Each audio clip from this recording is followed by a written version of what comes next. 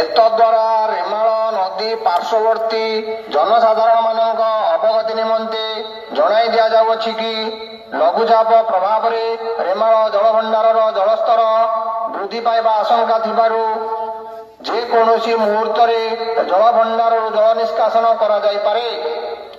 ଆପଣମାନଙ୍କୁ ସତର୍କ ରହିବାକୁ ଅନୁରୋଧ କରାଯାଉଅଛି। ରେମାଳ ଜଳସେଚନ ପ୍ରକଳ୍ପ କେଶଦ୍ରାପାଳ।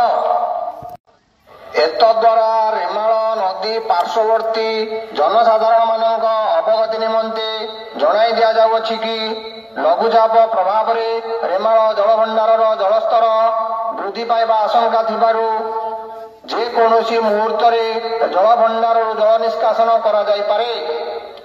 ଆପଣମାନଙ୍କୁ ସତର୍କ ରହିବାକୁ ଅନୁରୋଧ କରାଯାଉଅଛି। ରେମାଳ ଜଳସେଚନ ପ୍ରକଳ୍ପ କେଶଦ୍ରାପାଳ।